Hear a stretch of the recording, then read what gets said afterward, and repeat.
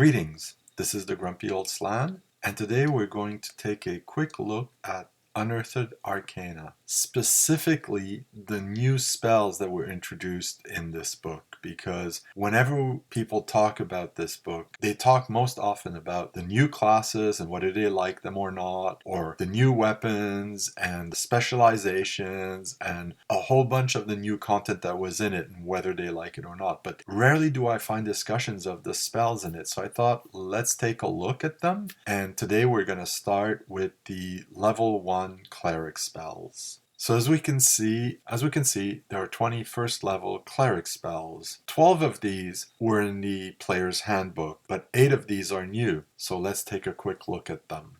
The first spell is called Ceremony. It's an invocation. It will affect one creature, item, or area. Let's just read the text. Ceremony has a number of applications in a religious organization, depending on the level of the cleric. The effect of a ceremony spell does not leave behind an aura of magic, although in some cases an aura of good or evil might be present and thus detectable. The specific ceremony spells can vary from religion to religion, but usually encompass these. A first level cleric can cast a coming of age, burial, or marriage ceremony. A third level cleric can cast dedication, investiture, or consecrate item ceremony. Fifth level can cast ordination and special vows.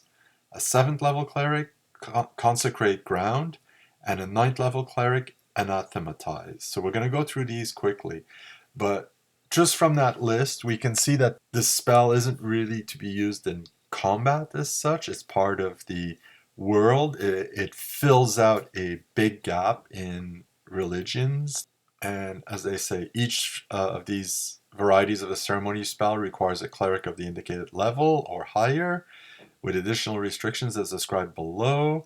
All ceremony spells except anathematized, there's no saving throw needed since the recipient is either inanimate or presumed to be willing to be affected by the magic. And any version of the spell except for anathematized will simply fail if it's cast on a person who for some reason is unwilling to receive the benefit. Briefly, the ceremonies listed do the following things. So the coming of age ceremony is a limited form of bless spell which is cast upon a young man, and in some cultures a young woman, at some point relatively early in life, often the age of 12. A young person who receives this spell gets a +1 bonus to any single saving throw, which can be taken at any time after the coming of age ceremony is completed. In some cultures, the coming of age ceremony has a symbolic significance such that an adolescent must receive this blessing before he or she can enjoy the rights of privileges of adulthood. I like this ceremony. One of the things about it is that if you play the group of young people coming of age, like they're 16, 17-year-olds and they're going on their first adventure, having them had the coming of age ceremony shortly before means the player characters could get a +1 for a saving throw that they get to choose. So that could be interesting for players to have received. Burial magically protects a corpse and bestows it with the blessings of the religious organization. The body is shielded for 1 week as if by a protection from evil spell, and anyone trying to disinter the corpse within that time must make a saving throw versus spell or stop and flee in fear for 1 turn. Again, this could be interesting for an adventure in that perhaps the characters need to disinter a body because they're trying to get to an item to prevent someone else from getting it, or they come across people fleeing in fear from having tried to disinter a body, or somebody who passed away and did not go through the burial ceremony. They might come back as undead, because a burial could just be a burial. It doesn't need to be the burial ceremony spell. You don't need to tell them that the spell was there. They might assume it if they know the spell exists. Or it might come around as part of a discussion. So if undead are coming out of the local cemetery, the priests are dumbfounded because they cast the burial ceremony, and so this should prevent it somewhat. Or maybe one of the priests is actually evil and secretly and negating the effects of this spell in order to be able to raise deads. We'll see later what that could look like. Marriage has no tangible after effect.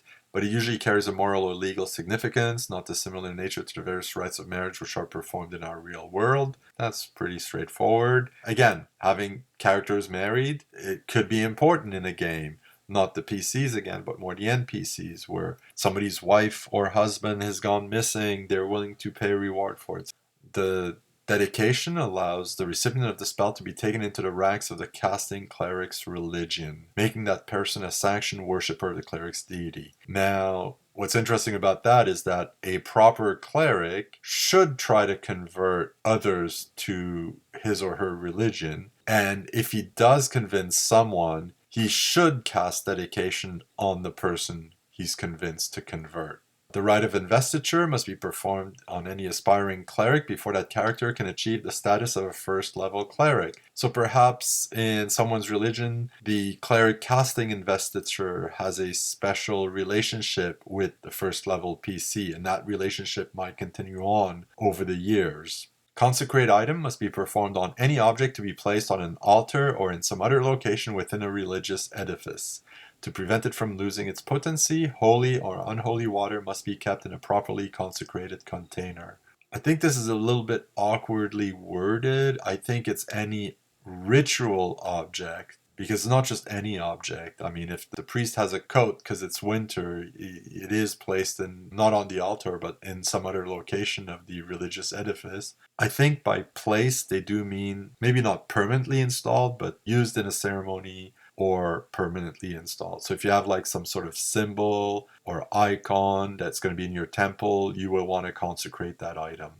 Ordination must be performed on a cleric before the character can become the priest of a congregation or assume similar sorts of duties, and even an adventuring cleric must be ordained before he or she can gain followers and establish a following or other sort of group. In all cases, the cleric performing the ordination must be of higher level than the recipient. The ceremony is often conducted as part of the training a cleric receives in order to advance from second to third level. So again, there's a role-playing opportunity here for the training, for those DMs who do training, and certainly even for those who don't. If the cleric wants to establish a temple or a shrine and to get followers, he needs to go through this ceremony. Special vows can be received by a would-be cavalier or paladin, so you'll need those classes. Before that character embarks upon a career in the desired profession, the effect of the spell persists for as long as it takes the character to accumulate enough experience points to rise to the upper limit of his or her current level. So basically, as soon as you go up a level, you lose the effects of the spell. That's really weird. That's the only spell I can think of, except for like the energy level drain type stuff, that directly is linked to your XP.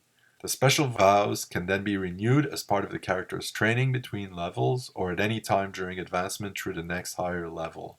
A cavalier or paladin who has received special vows is immune to the effects of Bestow Curse. I think by Bestow Curse they do mean the reverse of the Bless spell, but not cursed items, for as long as the special vows remain in effect. Additionally, the ceremony renders a subject more susceptible, -4 on saving throws, to any quest spell cast upon him or her by a cleric of the same alignment as the caster of the special vows. People might want to limit this to the same religion, or at least the same religious subgroup. So if you have a pantheon you believe in, and clerics of the same alignment in that pantheon, you might incur that penalty if they cast a quest spell on you. But even if the cleric is of the same alignment, if they're a cleric of a different pantheon from like a different region of your world, then maybe that would not be affected, or the penalty might not be as high. Consecrated ground should be performed upon an area before any holy or unholy structure is built on the site. A religious edifice constructed on ground that has not been consecrated will slowly but irrevocably fall into a state of disrepair and has a 1% chance per year cumulative of actually collapsing as a result of this oversight. The spell must be cast before the area in question is altered in any way, like landscaping, and before any construction materials are brought to the site. Will have no effect if this is done as an afterthought. Consecrate ground can also be used on a plot of land destined for use as a graveyard, and in such a case, the graveyard itself automatically turns undead each round with the same effectiveness as a 3rd level cleric. Or, if the consecration of a would-be graveyard is performed by an evil cleric, any undead creature occupying the area are treated as if they were being protected and controlled by an evil cleric of 3rd level. So again, that is really the one part of this spell that could be used easily in an adventure. Having a consecrated ground or unconsecrated grounds turn undead could have interesting effects. It'd be interesting to see a group of people take refuge in a cemetery because a whole bunch of undead zombies are showing up all over the place because there's a Night of the Living Dead type scenario. The place that you want to find refuge is actually a consecrated cemetery. Makes for an interesting image. Anathematize is a form of excommunication by means of which the offender is literally branded on the cheek, forehead, arm, or hand with a symbol, sigil, or sign that identifies the subject to those who understand the symbol as someone who has committed a serious offense in the eyes of his or her deity. An unwilling subject of the spell is allowed a saving throw versus spell at -4 to escape its effect.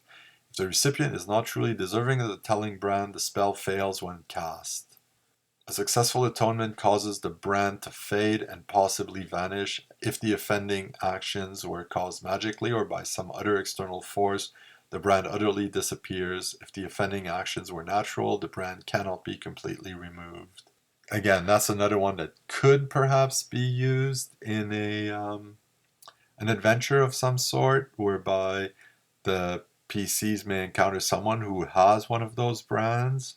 They might themselves be anathematized by a priest if they've done something that goes against their religion.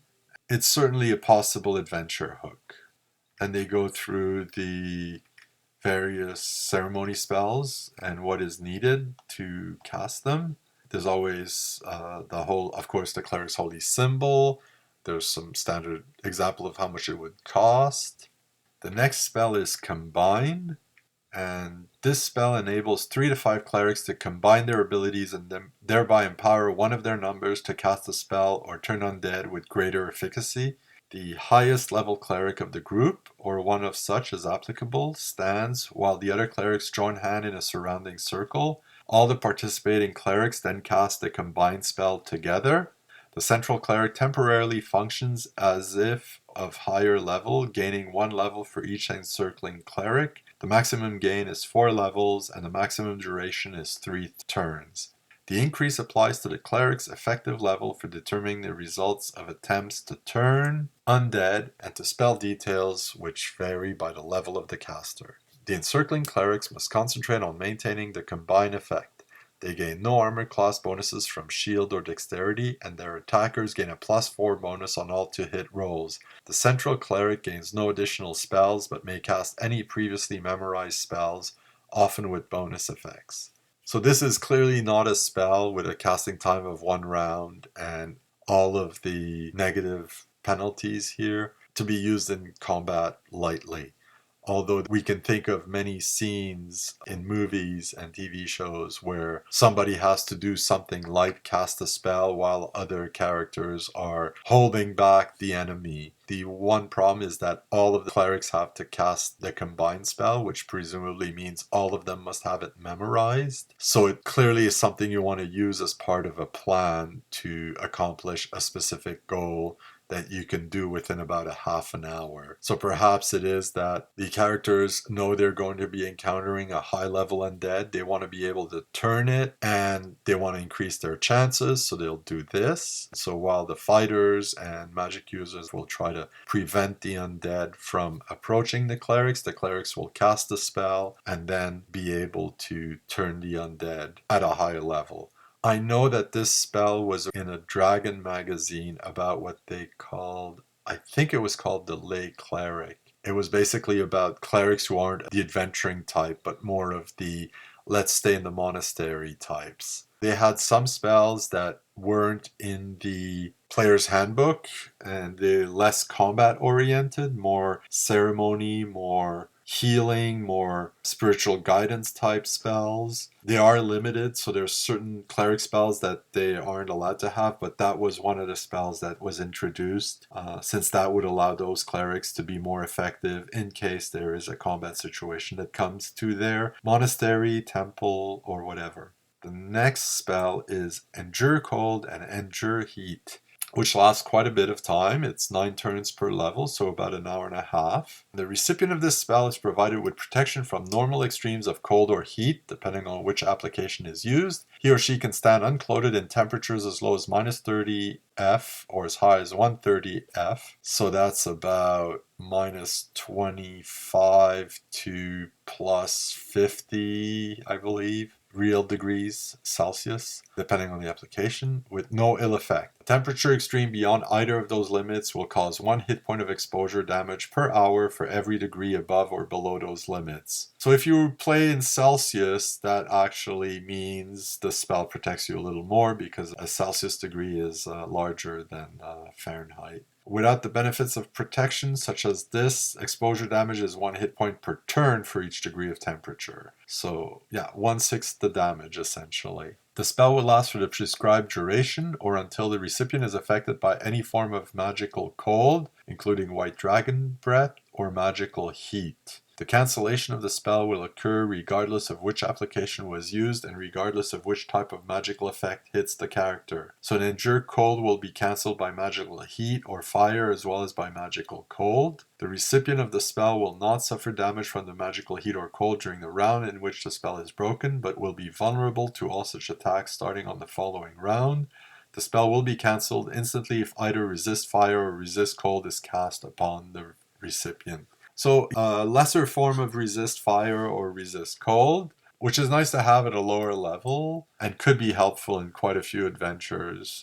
Invisibility to Undead. This spell is quite similar to Sanctuary, but only affects undead of 4 or fewer hit dice. A saving throw versus spell is made for each type of undead within 30 feet of the caster, and if failed, all undead of that type will ignore the caster completely for the duration of the spell. This negates subsequent attempts by the caster to turn those undead. However, if the saving throw succeeds, all undead of that type will attack the spellcaster in preference to any other possible targets. The effects of this spell ends if the caster attacks or attempts to cast any other spell. If the caster is of neutral morals with respect to good and evil, the undead save at -2. The material component is the cleric's holy symbol. So if we look at the Sanctuary spell in the player's handbook, it says that when the cleric casts a Sanctuary spell, any opponents must make a saving throw versus magic in order to strike or otherwise attack him or her. If the saving throw is not made, the creature will attack another and totally ignore the cleric protected by the spell. If the saving throw is made, the cleric is subject to normal attack process, including dicing for weapons to hit, saving throw, and damage. Note that this spell does not prevent the operation of area of attacks such as fireball, ice storm, etc. During the period of protection afforded by this spell, the cleric cannot take offensive action, but he or she may use non-attack spells or otherwise act in any way which does not violate the prohibition against offensive action. This allows the cleric to heal wounds, bless, perform an augury, chant, cast a light spell in the area, but not upon an opponent, or so on. The component of this spell includes the cleric's holy and unholy symbol and a small silver mirror.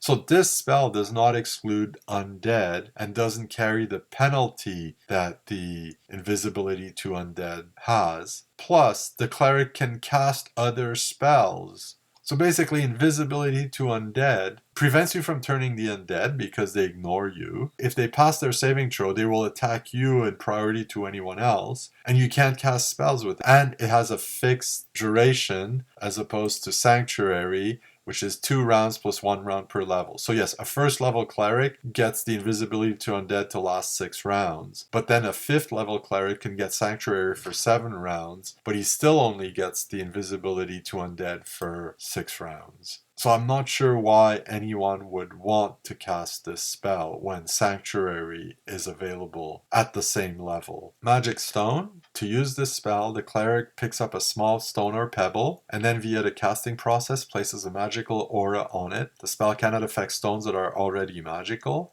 The magic stone can be thrown at a target up to 4 inches distance, assuming no intervening obstacles and sufficient headroom. It will act as a +1 weapon for to hit determination, and if a hit is scored, the stone will do 1 point of damage. Ranges are 2 inches, 3 inches, 4 inches with standard modifications.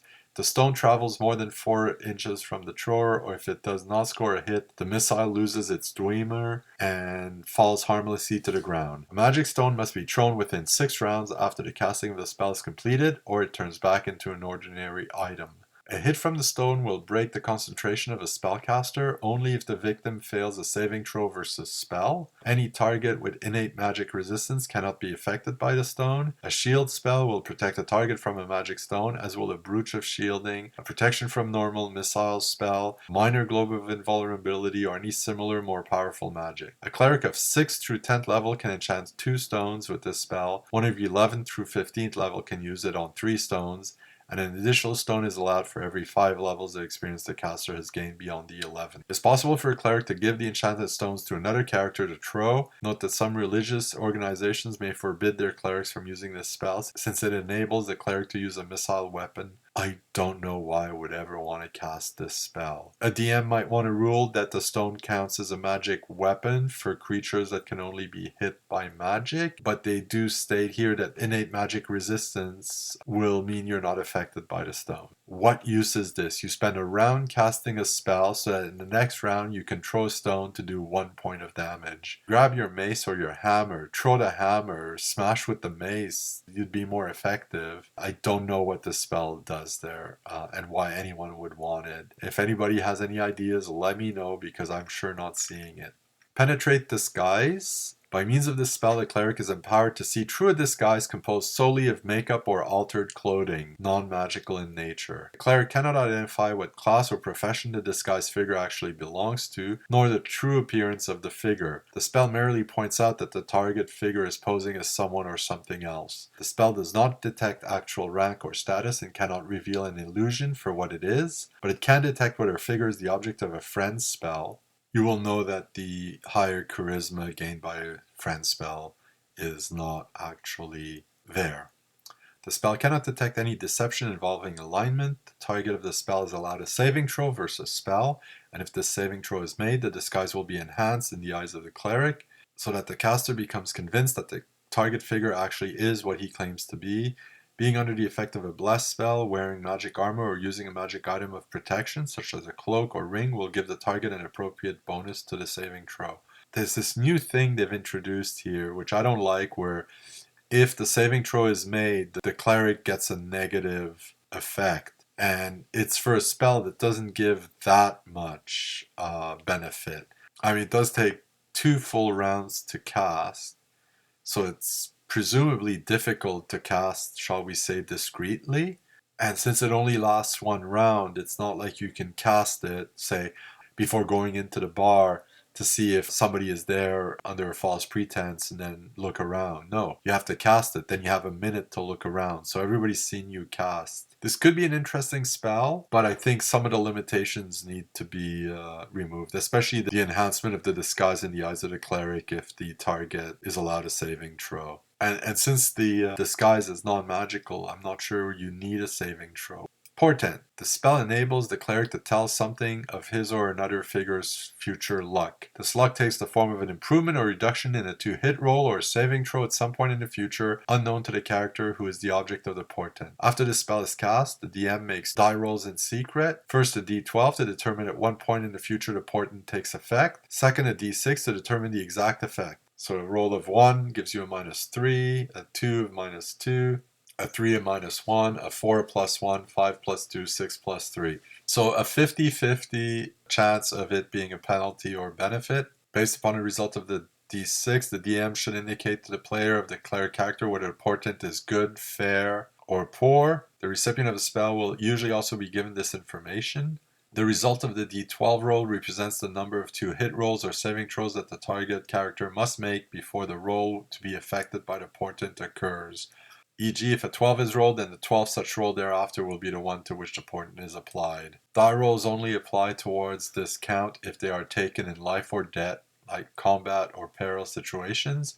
The count is suspended if the character contrives to perform saving throws against non-harmful effect in an effort to sidestep the portent. Die rolls that do apply towards this count include saving throws made in combat against magical effects, to hit rolls made by the character, and to hit rolls made by an opponent against the character. When the die roll designated by the portent is made, the result will be adjusted upward or downwards as indicated by the result of the d6. Thus, the character will be either more or less likely to score a hit, more or less likely to be hit, more or less likely to succeed on a saving throw. The material component of this spell is either a numbered wheel or tea leaves. Another spell that I just can't imagine wanting to cast, since half the time you end up with a penalty. Again, if anybody can tell me why you'd want to cast this spell.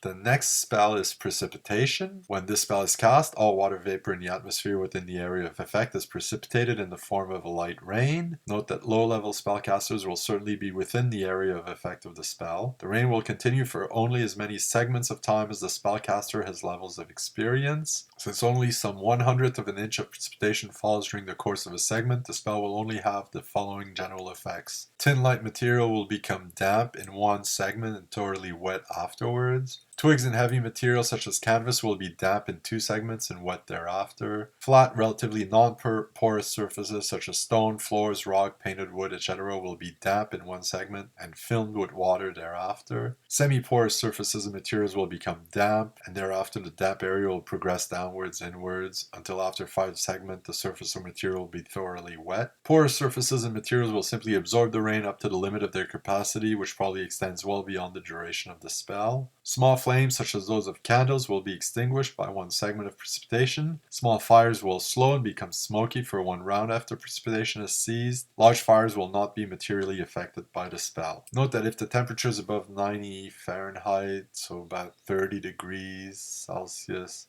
the duration of the spell will be extended to double normal except in arid regions. Also with the temperature ranges between 33 and 31, so around freezing. The precipitation will fall in the form of sleet, and then 1 degree below freezing, 2 degrees below freezing and below, the precipitation will fall as rather thick snow, and most dampness, wetness effects will be negated or postponed until the snow melts.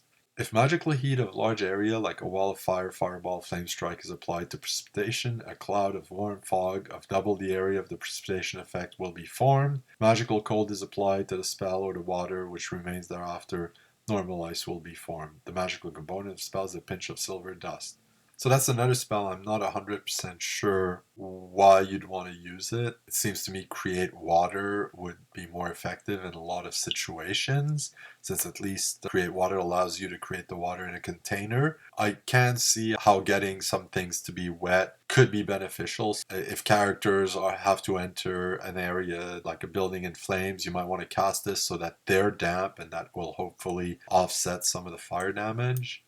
So let's quickly recap. We have Ceremony, which adds a lot of role-playing possibilities to the game and perhaps a couple of potential adventure hooks. Combine, which again could be interesting for PCs to use in very specific situations, but it could also be used NPCs near them. Endure Cold and Heat, which basically allows a first level cleric to offset some environmental damage. Invisibility to Undead, which seems to be a totally nerfed version of the Sanctuary spell. Magic Stone and Penetrate Disguise, Portent all seem to be rather useless. I just cannot fathom why I would use a spell slot for any of these. Precipitation could be useful in very specific circumstances, but I think Create Water is going to be more useful most of the time, and that's what I would use. Out of 8 new spells, there's 4 that I find are worthwhile, and 4 that are either a complete waste of a spell slot, or I just cannot understand why anyone would want to have their character memorize those.